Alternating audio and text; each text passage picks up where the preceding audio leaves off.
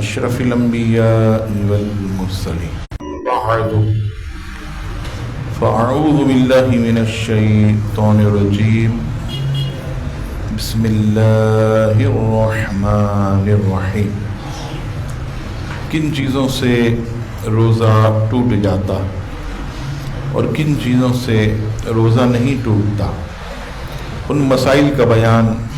آپ کی خدمت میں عرض کر رہا تھا۔ مزید اس سلسلے کو آگے بڑھاتے ہیں۔ روزے کی حالت میں بعض دفعہ جب بہت زیادہ روزہ دار کو گرمی لگتی ہے تو روزہ دار کیا کرتے ہیں کہ اپنے سر پر پانی ڈالتے ہیں، یعنی جیسے وضو خانہ ہے تو وہ نلکے کے نیچے اپنے سر کو رکھ دیتے ہیں، یا کوئی گلاس وغیرہ اٹھا کر اپنے سر پر ڈال دیا ٹھنڈک کے لیے۔ تو اس میں یہ پوچھا یہ گیا کہ کیا اس سے روزہ ٹوٹ جاتا ہے یا روزے پر کوئی اس کا فرق پڑتا ہے؟ تو یاد رکھیے گا کہ اگر کوئی ٹھنڈک حاصل کرنے کے لیے روزہ دار اپنے سر پر پانی ڈالے یا اپنے جسم پر پانی ڈالے یا کلی کرے وقتاً فوقتاً ٹھنڈک حاصل کرنے کے لیے، تو ایسی صورت میں جو ہے اس کا روزہ نہیں ٹوٹے گا،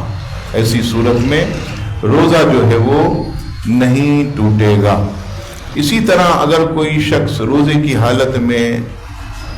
آٹے کی چکی کے پاس گیا اور دکاندار سے آٹا خرید رہا تھا، آٹے کی چکی چل رہی ہے، اچانک آٹے کا گرد و غبار اڑ کر اس کے ناک کے ذریعے حلق میں چلا گیا، منہ میں داخل ہو گیا، تو یاد رکھیے گا کہ ایسا اس نے قصدن نہیں کیا، بلکہ وہ تو آٹا لینے کے لیے گیا تھا اور خود بخود جو ہے اڑتے ہوئے آٹے کا گرد و غبار اس کے حلق میں چلا گیا، ناک میں چلا گیا، تو ایسی صورت میں بھی اس کا روزہ جو ہے وہ نہیں ٹوٹے گا۔ روزے کی حالت میں اگر کوئی شخص اپنے ناک کے اندر ڈراپس یا قطرے ڈالے، ناک کے اندر ڈراپس یا کوئی دوسرے قطرے داخل کرے، تو یاد رکھیے گا اس سے روزہ ٹوٹ جائے گا، کیونکہ ناک کا جو روٹ ہے یہ سیدھا حلق کا ہے۔ آپ دیکھیے جب ہم روزے سے نہیں ہوتے اور ہم جب ناک میں پانی ڈالتے ہیں تو اس وقت جب ہم مبالغہ کرتے ہیں، یعنی پانی کھینچتے ہیں،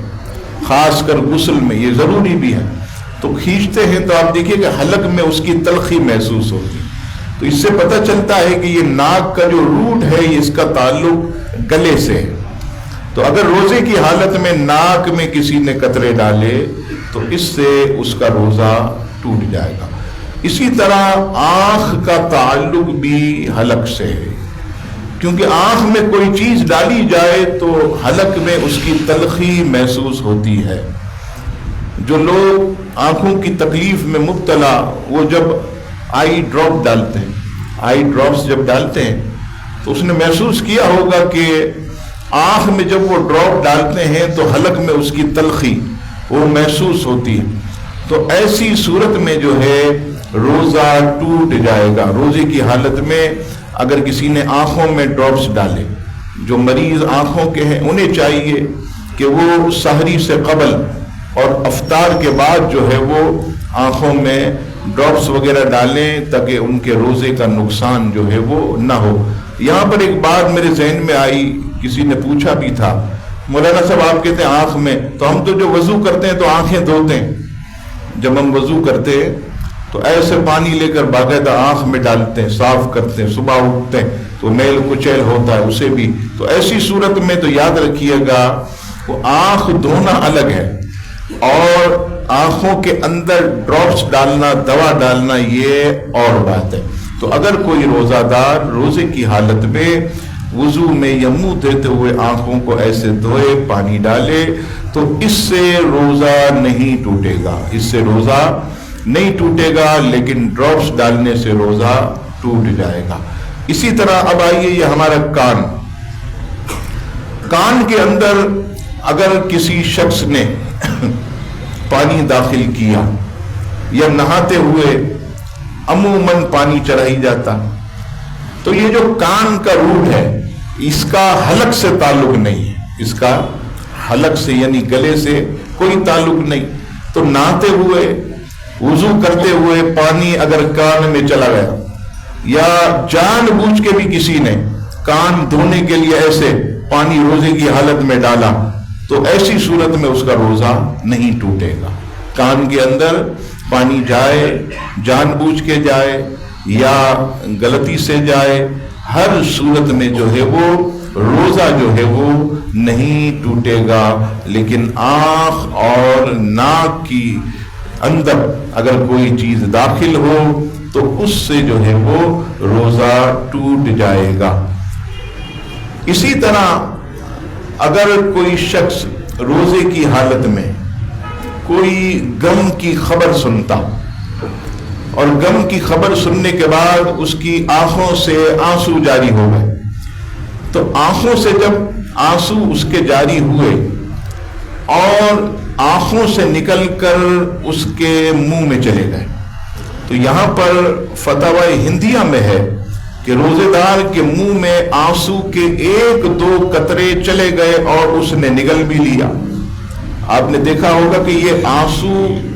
اس کا جو مزہ ہوتا ہے یہ خارا ہوتا ہے، جیسے پسینہ منہ میں چلا جائے، کبھی آپ جانتے ہیں محنت مزدوری کرتے ہوئے تو اس کا مزہ خارا. اگر 1-2 قطرے اگر آنسوؤں کے منہ میں داخل ہو گئے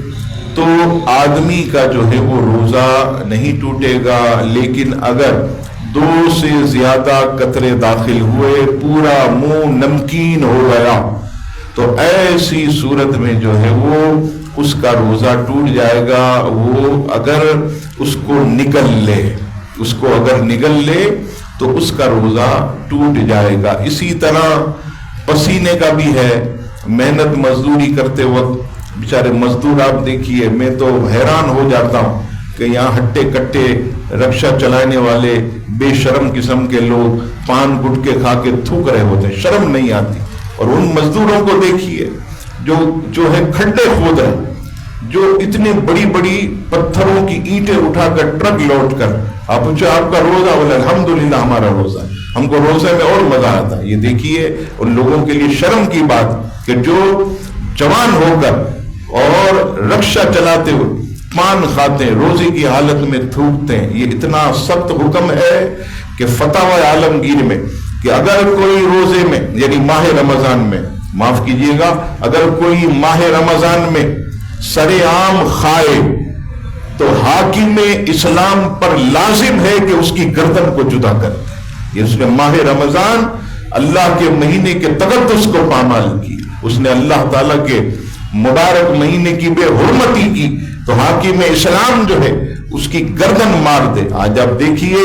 پیسے لے کر پردے کے پیچھے کھلایا جا رہا، پہلی منزل پر پکوڑے ڈبل روٹی بیچے جا رہے، یہ سب انتظامیہ کے بالکل زیر سایہ ہوتا. اور یہ بھی سنیں انتظامیہ کے لوگ، اگر ہماری آواز پہنچے کہ یہ تم کب تک یہ پیسے جو ہے وہ جوڑتے رہو گے، یہ تم اپنے لیے جہنم کی آگ خرید رہے، تم اپنی اولادوں کو حرام کھلا رہے ہو، انہیں جو ہے وہ تکلیف پہنچا رہے ہو، تو تمہیں جو ہے خاص طور پر جو ہے اس چیز کو سوچنا چاہیے کہ اللہ تعالیٰ نے تمہیں جو ہے سپاہی بنایا، تو تم پر لازم ہے کہ تم اس ماہ مبارک کے تقدس کو پامال کرنے والوں کو سزا دو، انہیں روکو، انہیں پکڑ کر جیل میں داخل کرو، نہ کہ ان کی سرپرستی کرو. ہاں ٹھیک ہے، اگر کوئی بیمار ہے، اگر کوئی مریض ہے تو وہ اپنے گھر میں چھپ کر جو ہے بالکل کوئی نہ دیکھے، اتنا کھائے کہ اس کا دن گزر جائے. لیکن اس طرح سرے عام کھانا پینا، آپ کراچی پورٹ جائیں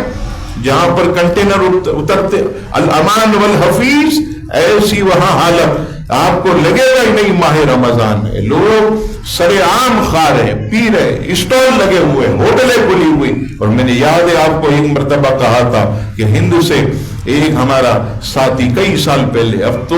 بیماری لگ گئی تو کوئی نہ آتا ہے نہ جاتا ہے نہ ویزا ملتا، تو اس وقت جب آتے تھے عزیزان گرامی تو ممبئی کے ایک شخص سے میں نے پوچھا کہ آپ کے یہاں ہند میں ممبئی میں خاص طور پر ماہ رمضان میں کیا عالم ہوتا؟ تو اس نے کہا مولانا صاحب مسلمان تو کجا، یہ جو ہندو ہیں ممبئی میں بڑی بڑی ہوٹلوں کے مالک، وہ ہندو بھی ماہ رمضان کے احترام میں دن میں اپنا ہوٹل بند رکھتے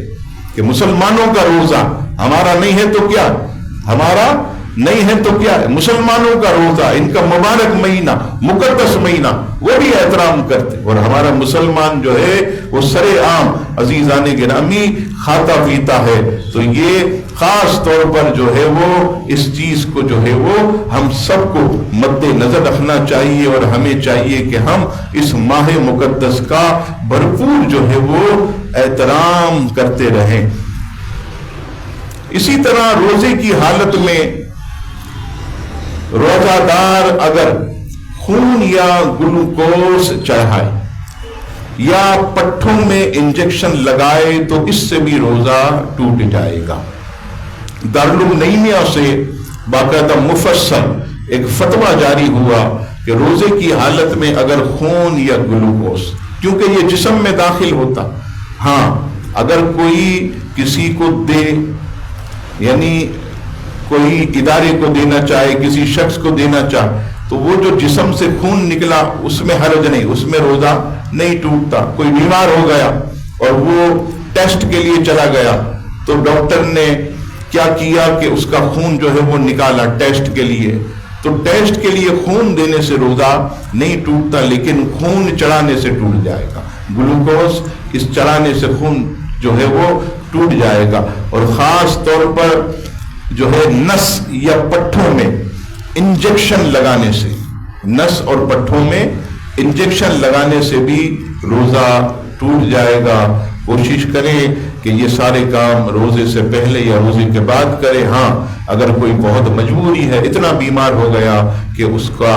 دوا کے بغیر کوئی چارہ نہیں، تو ایسا مریض جو ہے انجیکشن لگوا لے، کیونکہ جان بچانا فرض ہے۔ اور پھر جب ماہ رمضان چلا جائے تو ایک روزے کی جو ہے وہ قضا کر لے تاکہ ماہ رمضان کے فیضان سے وہ محروم نہ ہو۔ عزیزان گرامی وقت ہمارا یہ پورا ہو گیا، انشاءاللہ تبارک و تعالی بقیہ مسائل آپ کی خدمت میں کل انشاءاللہ زندگی رہی تو عرض کروں گا۔ اسی طرح ذوق و شوق سے آئیں، چند منٹ ہوتے ہیں، علم دین حاصل کریں۔ الحمدللہ لاکھوں کروڑوں نیکیاں الحمدللہ ہمارے نامہ اعمال میں آتی ہے۔ رب کعبہ سے دعا ہے رب کریم اس ماہ مقدس کا نور ہمیں ہماری نسلوں کو نصیب فرمائے اور ہم سب کو اس کا احترام کرنے کی توفیق عطا فرمائے۔ آمین وما علینا الا البلاغ۔